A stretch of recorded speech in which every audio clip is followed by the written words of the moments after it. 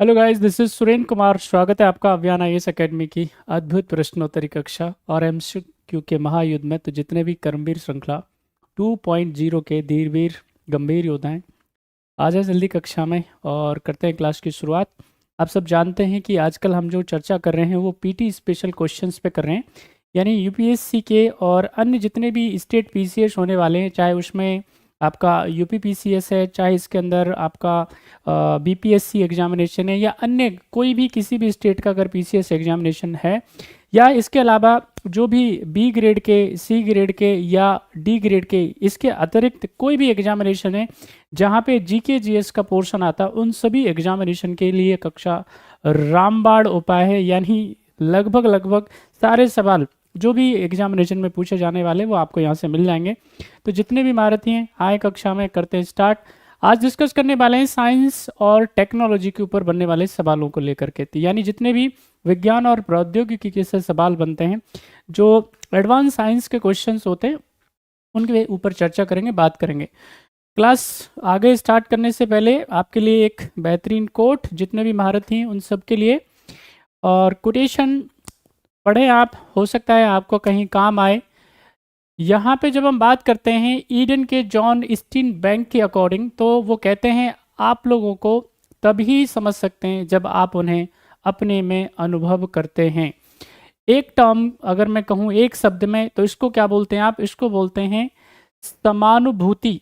अंग्रेजी में बोले तो इसको बोलते हैं एम्पैथी, इंग्लिश में हम इसको बोलते हैं एम्पैथी, और हिंदी में बोलते हैं इसको समानुभूति। तो यहाँ पे ईडन के जॉन स्टीन बैंक का कहना है कि यदि आपको क्या करना है, लोगों को समझना है, तो क्या करना पड़ेगा? आपको उनको अनुभव करना पड़ेगा। बात समझ मारी? यानी वही स्तर आपको रखना पड़ेगा, वही मानसिक आपको स्थिति रखनी पड़ेगी जैसे कि सामने वाले की, तभी आप क्या है उनकी दुख तकलीफ, उनका हर्ष, उनका विषाद महसूस कर पाएंगे, अनुभव कर पाएंगे। ओके, अन्यथा कोई दूसरा तरीका नहीं है। तो इसी को हम लोग क्या बोलते हैं? समानुभूति। समानुभूति का मतलब कैसा है? वही अनुभूति, वही फीलिंग जो सामने वाला महसूस कर रहा है वही आप भी महसूस करें, तो उसी को क्या बोलते हैं? उसको बोलते हैं एम्पैथी। तो उसी की लगातार कमी है, और किसी भी प्रशासक के लिए, किसी भी लीडर के लिए सबसे ज़्यादा जरूरी तत्वों की अगर हम बात करते हैं तो उसमें आता है एम्पैथी। तो आप हर एक व्यक्ति को, जो भी अधिकारी बनने जा रहा है, इस स्पेशली मैं कहूँगा सभी को क्या होना चाहिए? समानुभूतिपूर्ण आचरण करना चाहिए, है ना, क्योंकि ये किसी को भी हो सकती है कोई भी समस्या। ओके, इन्हीं के साथ में हम हमारी कक्षा की शुरुआत करते हैं। क्वेश्चन नंबर 1 आपकी स्क्रीन पे जवाब देंगे सारे बच्चे। स्वागत है आप सबका भाई, अंकुश, मधु, याचिका, प्रियंका, वर्णिका, सबका स्वागत है। क्वेश्चन आपकी स्क्रीन पे, आंसर करें जल्दी से और फिर हम बारी बारी से आगे बढ़ेंगे। नमस्कार भाई ज्योति, स्वागत है आपका। क्वेश्चन है सतीश धवन अंतरिक्ष केंद्र कहाँ स्थित है? आपको बताना है location. Satish Dhawan space centre का लोकेशन बताना है आपको। एसडीएसपी के बारे में बताना है। एसडीपी कहाँ गया भाई? एसडीएस और सी के बारे में बताना है आपको। एसडीएस और सी के बारे में बताना है। जरा बताएं सतीश धवन स्पेस सेंटर के बारे में, तो उसकी लोकेशन कहाँ पे? कमेंट करें। अहमदाबाद, बालासोर, हैदराबाद और श्रीहरिकोटा। क्या है सही जवाब? जल्दी जल्दी आंसर करें और आगे बढ़ते जाएं। मेरी आवाज़ तो आ रही है ना सबको, आपको? चलिए, बहुत बढ़िया है, शाबाश, बहुत बढ़िया, अति सुंदर, नाइस। तो ये सबको पता है ना? चलिए, सब बच्चों को पता है, बहुत बढ़िया है ना? चलो जी, देखिए यहाँ पे अगर हम बात करेंगे किसके बारे में, एसडीएससी के बारे में, सतीश धवन स्पेस सेंटर के बारे में। तो सतीश धवन स्पेस सेंटर क्या है? ये है लॉन्च पैड। क्या है ये?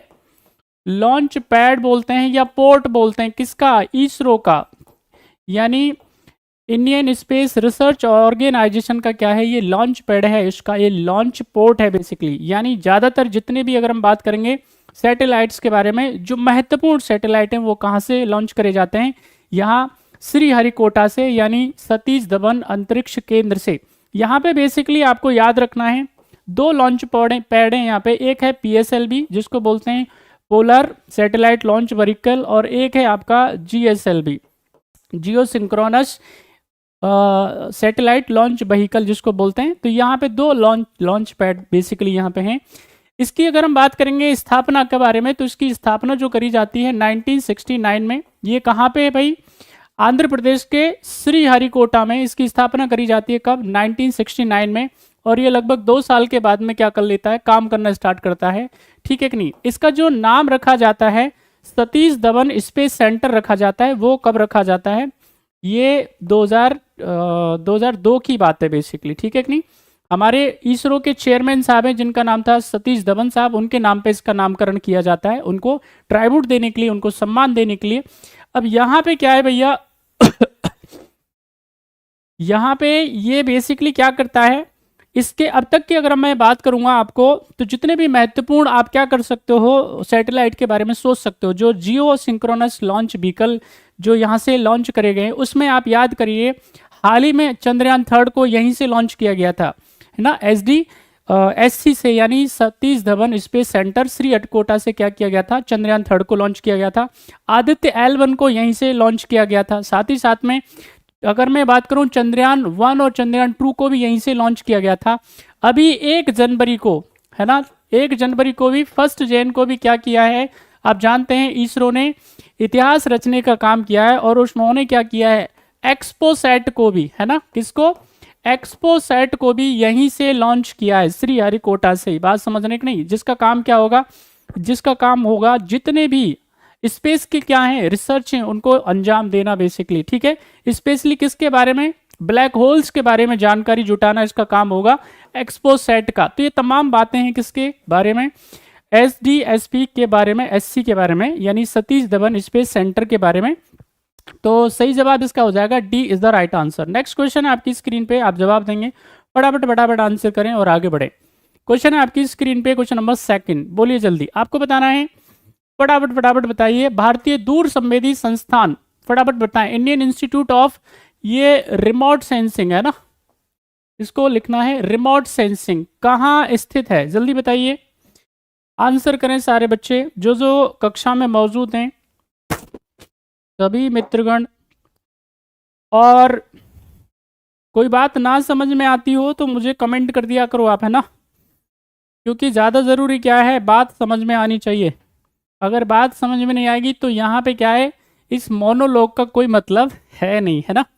ये 1 वे प्रोग्राम का कोई लेना देना नहीं है, क्योंकि अल्टीमेटली पर्पज़ क्या है, आपको बात समझ में आनी चाहिए। और अगर आपको बात अच्छे से समझ में आ गई तो आप इसको एग्जाम में भी क्या है लिख करके आ जाएंगे, और आपको आम जीवन में भी ये काम आ सकता है। ओके, चलो अब जल्दी आंसर करो फटाफट से, क्या है सही जवाब? Where is the Indian institute of remote sensing, आपको बताना है रिमोट सेंसिंग। ओके, बोलिए जल्दी से, सभी बच्चे जल्दी आंसर करें, आगे बढ़ें। तो यहाँ पे अगर हम बात करेंगे किसके बारे में, Indian institute of remote sensing के बारे में, तो यहाँ पे समझ लीजिए इसकी लोकेशन कहाँ पे भैया, देहरादून के अंदर है। बात समझ में आई? जी सर समझ आ रही है। अरे वाह, शुक्रिया भाई ज्योति जी, धन्यवाद। आप तो बिल्कुल क्या बोलते हैं, आप तो पहले से ही समझदार हैं, आप तो होशियार हैं, पढ़ते हैं आप। पढ़ने वाले बच्चों को तो बात समझ में आ जाती है ना, जो घर पे पढ़ते हैं। बाकी के साथ में थोड़ी समस्या मुझे लगता है कि होती होगी जो नहीं पढ़ते। ओके, खैर यहाँ पे अगर हम बात करेंगे Indian institute of remote sensing के बारे में, तो ये कहाँ पे है, इसकी लोकेशन है देहरादून, उत्तराखंड। ओके, यहाँ इसकी स्थापना जो करी जाती है वो कब करी जाती है, 1966 में। क्या खास मकसद है इसका? तो इसका मकसद है कि भाई जितनी भी क्या होती हैं एनवायरमेंटल प्रॉब्लम्स होती हैं, रिमोट सेंसिंग की बात हो गई, ठीक है कि नहीं, या पर्यावरण के संबंध में, या इसके अलावा यहाँ पे अगर मैं आपको कहूँ कि GPS के बारे में, है ना, उस पर रिसर्च करना, है ना, साथ ही साथ में क्या करना, रिसर्च के अलावा इसमें यहाँ पे क्या है, जो पढ़ाई लिखाई है उसके संबंध में यहाँ पे जानकारियाँ देना, देश को आगे लेकर के जाने का काम करना, जितनी भी आपदाएं आती हैं, डिजास्टर मैनेजमेंट की जितनी भी इंफॉर्मेशंस होती हैं, है ना, जो NDRF जितनी भी टीमें होती हैं उनको क्या करना, एक्सेस करना कि कहाँ पे क्या क्या समस्याएं हो सकती है, मौसम संबंधी पूरी जानकारियाँ देना, लोकेशंस के बारे में जानकारियाँ देना, ये किसका काम होता है, ये होता है Indian institute of remote sensing का काम। बात समझ में आई? तो मेन तो ये है, इसकी स्थापना कब हुई थी? 1966 के अंदर। और इसका अगर हम बात करेंगे केंद्र के बारे में तो ये कहाँ पे? देहरादून, उत्तराखंड। तो right answer is a. Next question आपकी स्क्रीन पे आप आंसर करेंगे क्वेश्चन नंबर 2 का। फटाफट फटाफट जल्दी जल्दी स्पीडी आंसर करेंगे आप, है ना? एकदम गोली की तरह जवाब देना है, इतनी स्पीड रखनी है तब जाकर के काम बनेगा, नहीं तो भैया लोग आगे निकल जाएंगे आपसे, है ना? चलिए जल्दी आंसर करिए। सैटेलाइट लॉन्च स्टेशन आमतौर पर जितना संभव हो उतना ही भूमध्य रेखा के करीब होते हैं, का क्या वजह है, क्या कारण है, जरा बताएं फटाफट। सारे बच्चे आंसर करो। सैटेलाइट लॉन्चिंग स्टेशंस और पोर्ट्स और launching pads are usually as close to the equator as possible. Why? क्या है सही आंसर, जरा बताएं क्या कारण है? कमेंट करें जल्दी से ताकि आगे बढ़े हम लोग।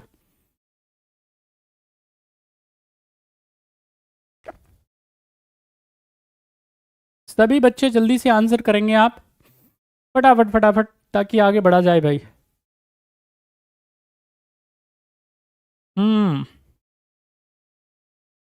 अरे भाई जल्दी आंसर करना है, आपके पास you have only 10 seconds. 10 second से ज़्यादा का समय नहीं है आपके पास में। बात समझ में आई? मैं बार I am repeatedly saying to you कि लगातार आपको क्या करना है, स्पीड रखनी है भैया। अगर आप स्पीड से नहीं रहेंगे तो भाई कोई जो है, समझ रहे ना, ओवरटेक करके निकाल ले जाएगा और रह जाएंगे आप। इसलिए आपको क्या करना है, बाकी लोगों से ज़्यादा मेहनत करनी है। 2024 में जान लगा दो। बात समझ में आ रही है?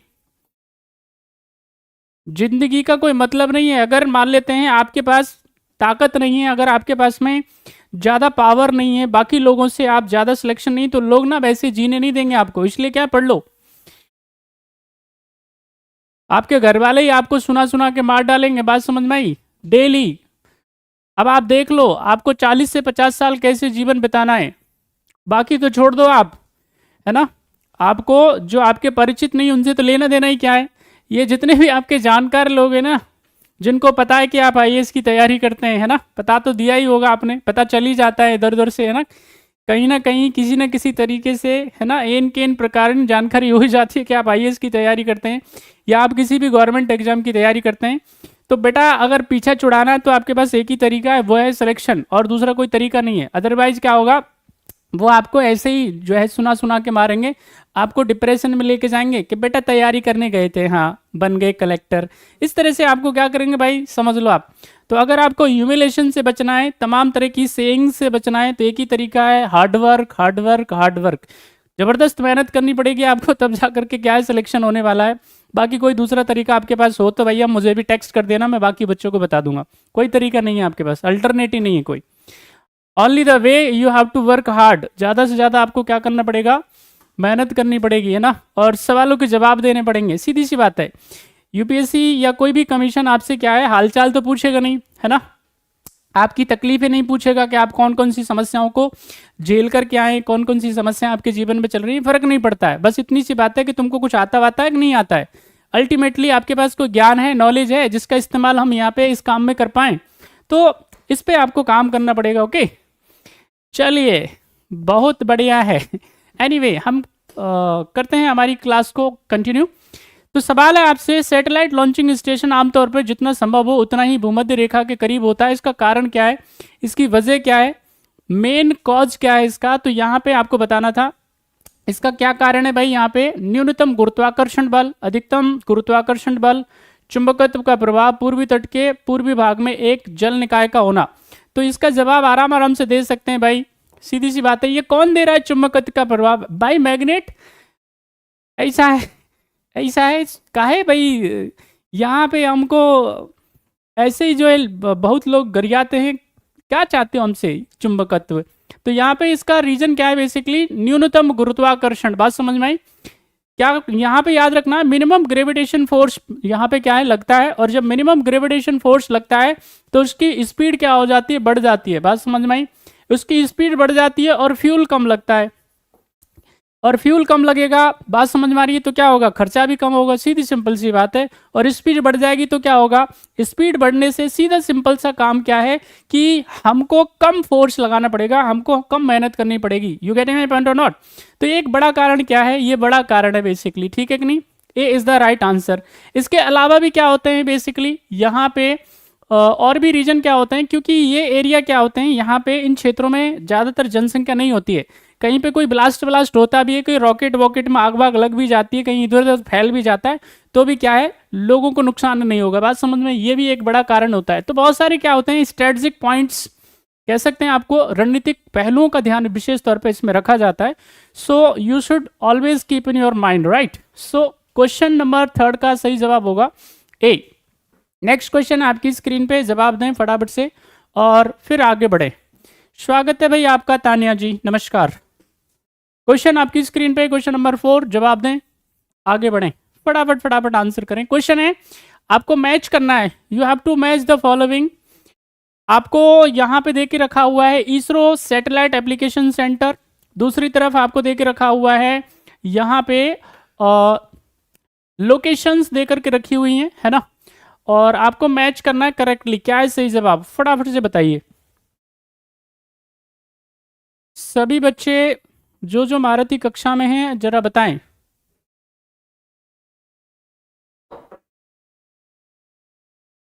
और लाइक शेयर जो है बेसिकली आप लोगों ने सबने बंद कर दिया है, तो शुक्रिया आपके लिए।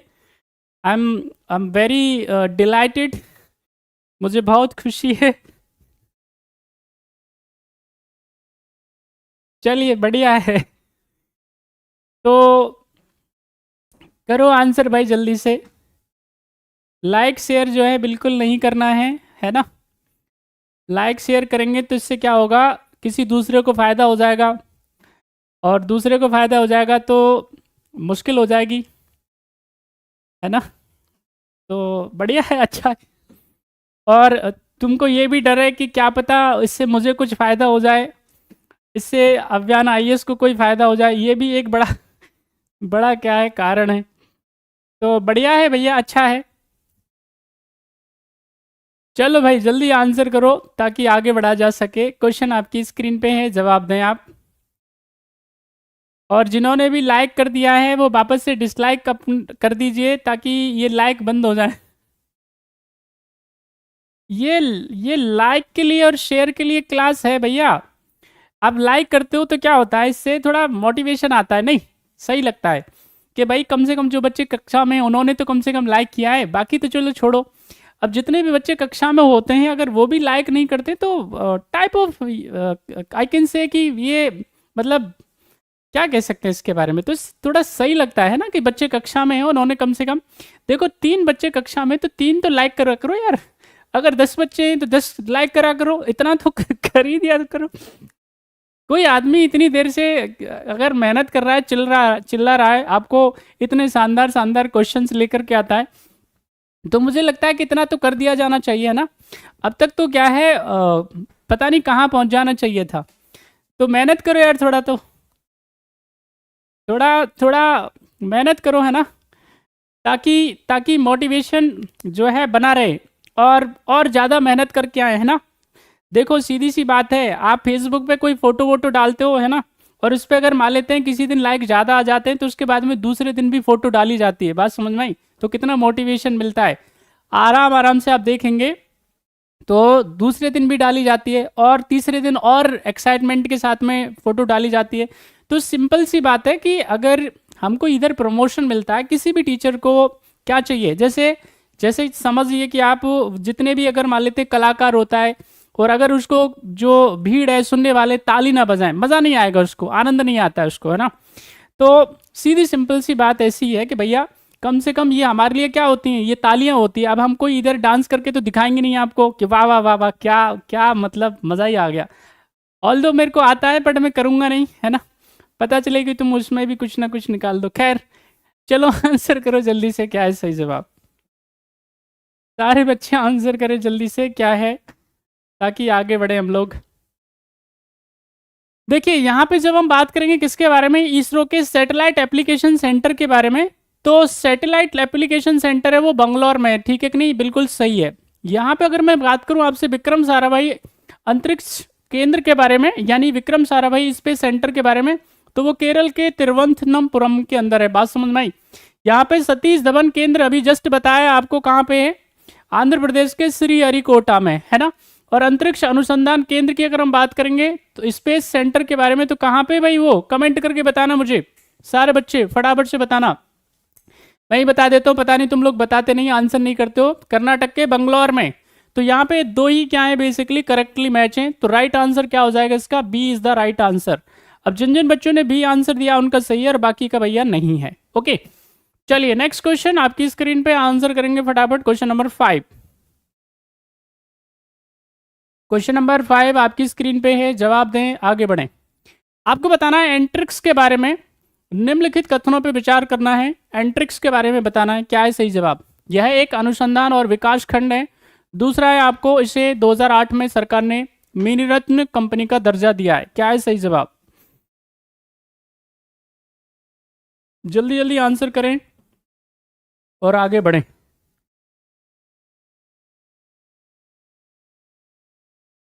एंट्रिक्स के बारे में जरा बताइए भाई सारे बच्चे, थोड़ा फास्ट आंसर करें, जल्दी जल्दी बताएं क्या है एंट्रिक्स।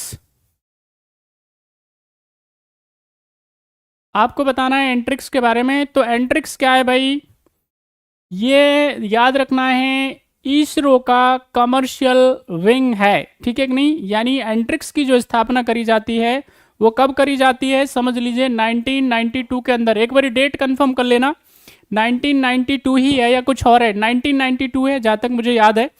तो बाकी अगर कुछ और हो तो करेक्ट कर लेना। तो 1992 के अंदर क्या किया जाता है, एंट्रिक्स की स्थापना करी जाती है। और इसको काम क्या था इसका था, यानी जितने भी क्या होते हैं इसरो के जो सैटेलाइट लॉन्चिंग्स होती हैं, ठीक है कि नहीं, तो अब उनको कमर्शलाइज करना बेसिकली, ठीक है।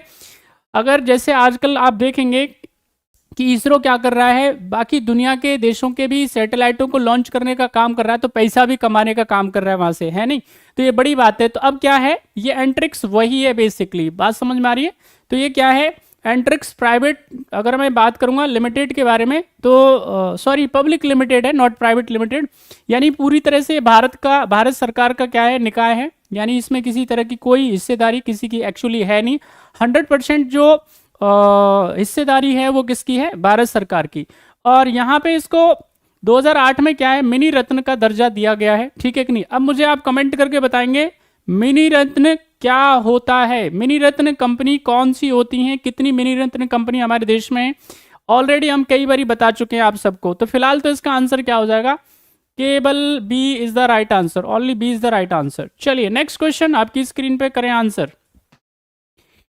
सभी बच्चे जल्दी जल्दी बताइए क्या है सही आंसर।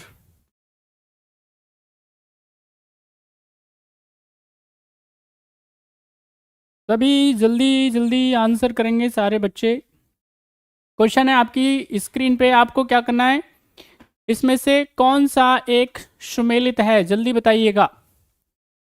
बैंकानूर, रूस, कोरू, फ्रेंच गुयाना, और दूसरा है आपको बताना है बोरोबुडूर और केन्स, क्या है सही जवाब, जल्दी बताएं। सभी बच्चे जल्दी से आंसर करें, सभी मित्र जो जो कक्षा में हैं। खैर, अब जो जो मारुति ने जवाब दे दिया है इसमें से क्या है, सिर्फ एक ही मैच है, केन्स मैच नहीं है, बोरोबुडूर इंडोनेशिया से मैच नहीं है, फ्रेंच गुयाना कोरू से मैच नहीं है। देश की बात करी जा रही है, रूस इज द राइट आंसर। तो अगर हम बात करेंगे किसके बारे में, बैकानूर के बारे में, तो स्पेस सेंटर है किसका, रसा का। कब स्टार्ट होता है, 1950 में, समझ लो आप। ये मास्को से लगभग इसकी दूरी होगी 2100 किलोमीटर के आसपास, बात समझ में। और ये कहाँ पे है, ये कजाकिस्तान के एकदम गुप्त जगह पे है, बिल्कुल क्या है, अंदरूनी जगह पे, किसी कोई ढूंढ नहीं सकता है इसको, समझ लो। और है किसका, रसिया का है, सोच लो आप, तो कितना खतरनाक बनाया होगा उसने। तो ये बैकानूर जो है बेसिकली क्या है, रशिया का है। तो राइट आंसर इसका है ए इज द राइट आंसर। चलिए नेक्स्ट क्वेश्चन आपकी स्क्रीन पे, जवाब दें फटाफट से, क्या है सही आंसर? पृथ्वी के चारों ओर परिक्रमा कर रहा कृत्रिम उपग्रह इसलिए पृथ्वी पर नीचे नहीं गिरता क्योंकि पृथ्वी का आकर्षण उतनी दूरी पर अस्तित्वहीन होता है, चंद्रमा के आकर्षण से निष्क्रिय हो जाता है, उसकी नियमित चाल के लिए आवश्यक गति प्रदान करता है, उसकी गति के लिए आवश्यक त्वरण प्रदान करता है। जल्दी बताएं क्या है आंसर। क्वेश्चन आपकी स्क्रीन पे है, जवाब दीजिए। इतने इंटरेस्टिंग क्वेश्चंस हैं भाई, कितने मज़ेदार क्वेश्चन हैं। थोड़ी भी अगर आपको साइंस और टेक्नोलॉजी में आपको रुचि है, इंटरेस्ट है आपका, तो आप आराम से इनके जवाब देंगे और बड़ा मज़ा आएगा।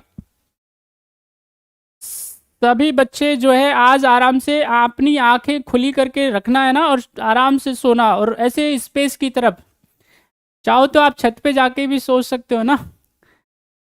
तो वहां पे देखो, एक बारी आकाश को निहारो तो पता चलेगा आपको, है ना, कितना बढ़िया है आकाश। बशर्ते कि घर वालों से पूछ लेना। करो आंसर जल्दी। पृथ्वी के चारों ओर परिक्रमा कर रहा कृत्रिम उपग्रह इसलिए पृथ्वी पे नीचे नहीं गिरता क्योंकि पृथ्वी का आकर्षण उतनी दूरी पर अस्तित्वहीन हो जाता है, चंद्रमा के आकर्षण से निष्क्रिय हो जाता है, उसकी नियमित चाल के लिए आवश्यक गति प्रदान करता है, और उसकी गति के लिए आवश्यक त्वरण प्रदान करता है।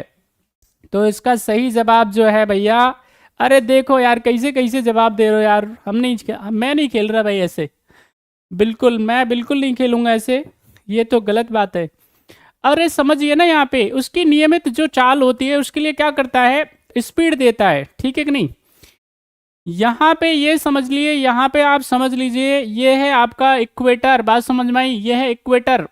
अब यहाँ पे क्या होगा, ये जो है बेसिकली आप समझ लीजिए इसको अट्रैक्शन फोर्स बोल रहे हैं ना, अट्रैक्शन फोर्स ऑफ अर्थ, जिसको क्या बोल रहे हैं आप, गुरुत्वाकर्षण, ग्रेविटेशनल फोर्स नाम देते हैं आप, है ना। और यहाँ पे भाई गुरुत्वाकर्षण जो फोर्स है बेसिकली, अब ये क्या है आप समझ लीजिए स्पेस है, बात समझ में आई। और उसके बाद में क्या है, यहाँ पे आपका क्या होगा, मान लीजिए आपका रॉकेट होगा, आपका स्पेस स्टेशन होगा। अब ये स्पेस स्टेशन जो है बेसिकली यहाँ पे है, ठीक है कि नहीं, क्योंकि इसको क्या किया गया है, ऐसी जगह पे, ऐसे पॉइंट पे इसको प्रतिस्थापित किया गया है, इसको रखा गया है कि वहां उसको क्या मिलता रहे, उसको आवश्यक स्पीड मिलती रहे। आकर्षण फोर्स जो है किसका लगता रहे, याद रखना है आपको, आकर्षण फोर्स या ग्रेविटेशनल फोर्स अर्थ का भी काम करे, और साथ ही साथ में स्पेस का भी क्या होता है, अपना आकर्षण फोर्स होता है। उन दोनों के बीच में क्या किया जाता है, इसको रखा जाता है। अगर मान लेते हैं यहाँ पे अर्थ का अट्रैक्शन फोर्स ना लगे तो सैटेलाइट या जो भी हम स्पेस में यहाँ से, चाहे वो हमारी ऑब्जर्वेटरी है, वो अंतरिक्ष की तरफ चली जाए, बात समझ में, एकदम ऊपर की तरफ चले जाए, फिर इधर बचेगा ही नहीं। तो हमारा जो आकर्षण बल है हमारी अर्थ का, वो क्या करता है, काम करता है, और उसको आवश्यक गति प्रदान की जाती है, और उसके बाद में वो क्या करता रहता है, घूमता रहता है। अर्थ जिस प्रकार से हमारी अर्थ जो होती है वेस्ट टू ईस्ट क्या करती है, रोटेट करती है, तो उसी के साथ वो क्या करता है, वो घूमता रहता है, रोटेट करता रहता है, और उसको स्पीड कहाँ है, यानी यहां से क्या मिलती रहती है, अर्थ से उसको गति मिलती रहती है, स्पीड मिलती रहती है, और वो भी क्या रहता है, काम अपना करता रहता है। तो सही जवाब ये है। इसलिए वो क्या है बेसिकली, याद रखना है आपको, गिरते नहीं है, यानी अंतरिक्ष का आकर्षण फोर्स अपनी तरफ लग रहा है और अर्थ का आकर्षण फोर्स या ग्रेविटेशनल फोर्स अपनी तरफ लग रहा है। तो वैसी स्थिति में क्या है, जो पिंड जो होगा, यानी जो भी पार्टिकल होगा, या कह सकते हैं जिसको हम लोग सिंपली सैटेलाइट बोल रहे हैं आप, है ना, उपग्रह बोल रहे, तो उपग्रह जो है बीच में है ना, ना तो इधर जा सकता है ना ही उधर जा सकता है। तो इसलिए क्या करता रहता है, वो अपनी कक्षा में, अपनी ऑर्बिट में रोटेट करता रहता है, गति करता रहता है। तो इसका सही आंसर क्या है, C is the right answer. Next question आपकी स्क्रीन पे, क्वेश्चन नंबर 8, जल्दी आंसर करें, क्या होगा सही जवाब। क्वेश्चन आपकी स्क्रीन पे है, ध्यान से इसको पढ़ना है और जवाब देना है। बोलिए भैया, सभी बच्चे आंसर करो भाई। क्वेश्चन आपकी स्क्रीन पे है, कृत्रिम उपग्रह हमेशा पृथ्वी से पूर्व दिशा में छोड़े जाते हैं। दूसरा कारण इसका जो है, पृथ्वी पश्चिम से पूर्व की ओर चक्कर लगाती है और इसलिए उपग्रह को निकाश वेग मिल जाता है। इसका आंसर सब दे सकते हैं आप ना, क्योंकि अभी इसकी एक्सप्लेनेशन खूब सारी हो चुकी है, तो मुझे नहीं लगता कि अब आपको कोई तकलीफ होगी, आराम से इसका जवाब दे सकते हैं। ओके, करो भाई आंसर। अरे बात आपको समझ में आ रहा है कि नहीं आ रहा है, आर यू गेटिंग अप्रोप्रिएटली और नॉट। कुछ पल्ले पड़ रहा है आपको? भरतपुरी में बोलूं तो कछु समझ में आ रहा है तो कुक ना आ रहो।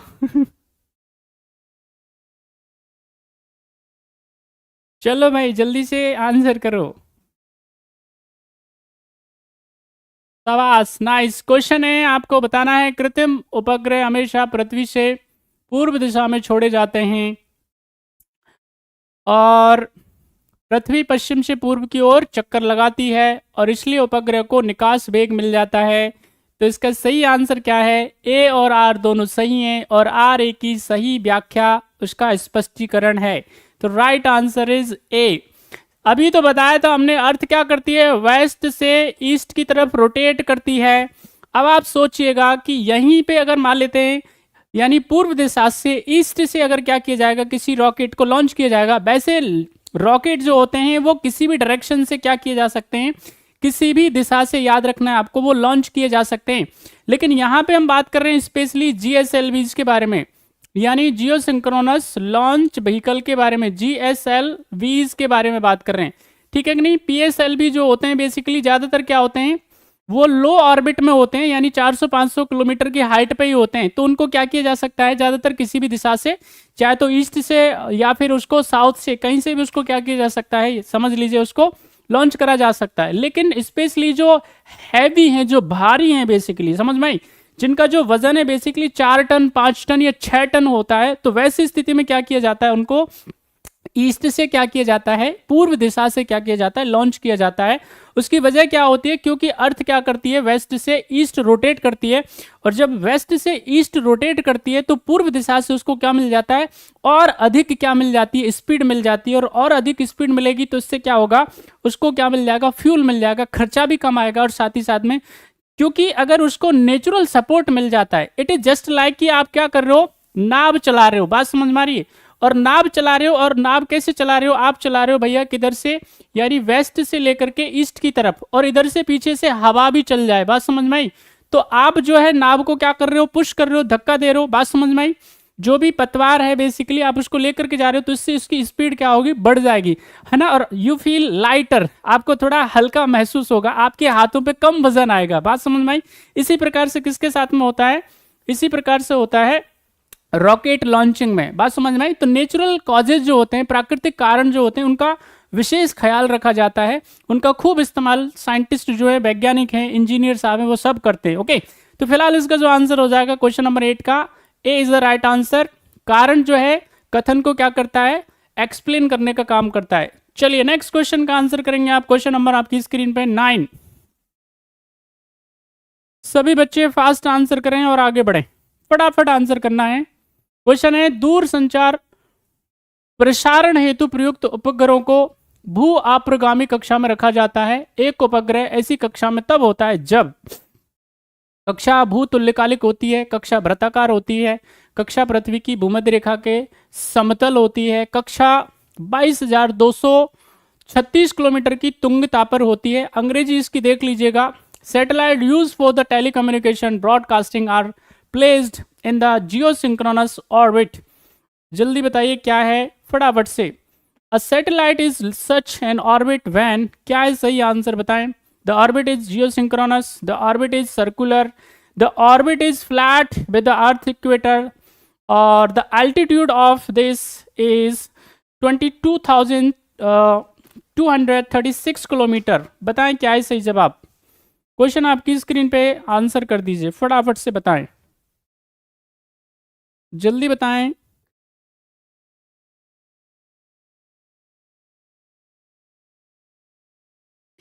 सभी बच्चे जल्दी जल्दी आंसर करें, क्या है सही आंसर। सभी बच्चे बताएं जल्दी से।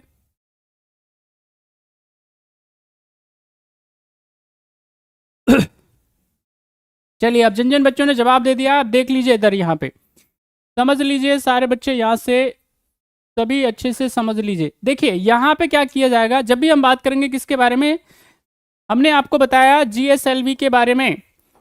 और जीएसएलवी और पीएसएलवी में एक जो मोटा अंतर है वो ये समझ लीजिए। पीएसएलवी क्या होता है, पोलार सैटेलाइट लॉन्च व्हीकल, ठीक है कि नहीं। अब ये पोलर सैटेलाइट लॉन्च व्हीकल होता है, वो बेसिकली ज़्यादा ऊंचाई पे नहीं होता है, ठीक है कि नहीं। 400 से लेकर के 600 किलोमीटर के आसपास ही ये क्या होते हैं, इनको लॉन्च करा जाता है बेसिकली। बात समझ में आई। और ये क्या करते हैं भैया, ये घूमते रहते हैं, ये रोटेट करते रहते हैं। बात समझ में आ रही है। लेकिन यहाँ पे जीएसएलवी की जब हम बात करेंगे, जिसको बोलते हैं जियो सिंक्रोनस लॉन्च व्हीकल, तो ये क्या करते हैं, ये स्टैटिक होते हैं। बात समझ में आई। इसको बोलते हैं हम लोग जियो सिंक्रोनस इक्वेटोरियल ऑर्बिट। यानी ये किस में होते हैं, जियो सिंक्रोनस इक्वेटोरियल ऑर्बिट में होते हैं। यहाँ पे ये कोई क्या है, बेसिकली सैटेलाइट है। तो ये टकटकी लगा करके क्या करेगा, यहाँ पे जा करके बैठ जाएगा। बात समझ में आ रही है आपको। और यहाँ पे जब ये बैठ जाएगा बेसिकली, तो अब ये स्टैटिक है। बात समझ में आ रही है। ये इधर उधर कहीं भटकाव इसका नहीं है एक्चुअली में। तो यहाँ पे क्या होती है, इस कक्षा को हम लोग क्या बोलते हैं, इसको बोलते हैं जियो सिंक्रोनस ऑर्बिट बोलते हैं, कक्षा बोलते हैं। ये कैसी होती है, सर्कुलर होती है, यानी कि ये वृत्ताकार होती है बेसिकली। अगर हम इसकी बात करते हैं हाइट के बारे में, तो इसकी हाइट होती है लगभग 35,876 किलोमीटर के आसपास, लगभग 36,000 किलोमीटर की हाइट पे ये क्या होते हैं, ठीक है कि नहीं। अगर इसको माइल में अगर मैं कन्वर्ट करूं, तो इसकी माइल जो होती है बेसिकली 22,236 किलोमीटर के आसपास, ये सॉरी माइल्स में होता है, ठीक है कि नहीं, मील में। अब यहाँ पे जो एक मील होता है बेसिकली, यहाँ पे समझ लीजिए, अगर मैं if I talk about 1 mile के बारे में बात करता हूं, एक मील के बारे में, तो एक मील में 1.609 किलोमीटर के आसपास होता है, ठीक है कि नहीं। यानी लगभग आप मान के चलिए 1.5 किलोमीटर के आसपास, आप ऐसा कह सकते हो। समझ में आई। तो एक मील में, तो यहाँ पे क्या है, याद रखना है, ये क्या है, इनका एल्टीट्यूड जो होता है बेसिकली, वो एल्टीट्यूड जो है 22,236 जो है किलोमीटर नहीं होता है, इसका एल्टीट्यूड होता है लगभग 42,000 किलोमीटर के आसपास, ये इसका एल्टीट्यूड होता है। बात समझ में आ रही है। तो आप समझ लीजिए। तो यहाँ पे याद रखना है आपका, एक सही है, दो सही है, तीन सही है, चौथा गलत है। ओके, तो राइट आंसर क्या हो जाएगा, ए इज द राइट आंसर। जिन जिन बच्चों ने दिया है जवाब, उनका सही आंसर है, ठीक है कि नहीं। उनको क्या बोलते हैं आप, जियो सिंक्रोनस, यानी या तो उनको क्या बोल सकते हैं, भू अप्रगामी या तुल्यकालिक कक्षा बोलते हैं आप उसको, जियो सिंक्रोनस ऑर्बिट बोलते हैं। ओके, चलिए, आई होप ये आपको क्लियर हो गया होगा, आपको समझ में आ गया होगा, दोनों में अंतर आपको क्लियर हो गया होगा। Now next question, question number 10, जल्दी आंसर करें और आगे बढ़ें। बताइए भैया क्या है सही जवाब क्वेश्चन नंबर 10 का। आपको बताना है जियो स्टेशनरी सैटेलाइट के बारे में, फटाफट से बताएं। अब ऐसे आपको पता चल ही गया है, आप जवाब दे सकते हैं, लेकिन अगर फिर भी अगर किसी का गलत हुआ, तो फिर तो भैया मैं क्या ही कर सकता हूं उसके बारे में ना। देखते हैं किस किस का सही है आंसर। आपको बताना है तुल्यकालिक उपग्रह, जिसको हम जियो स्टेशनरी सैटेलाइट बोलते हैं, लगभग 10,000 किलोमीटर की ऊंचाई पे स्थापित किया जाता है। दूसरा है संगीत के एफएम संचरण के उत्तर प्रकार के, ये उत्तम है भैया, बेस्ट उत्तम प्रकार का होने का कारण है कि वायु मंडलीय अथवा कृत्रिम शोर जो सामान्यतः आवृत्ति परिवर्तन के रूप में होता है, इसके लिए अधिक हानिकारक नहीं होता है। जल्दी बताएं क्या है सही जवाब सारे बच्चे।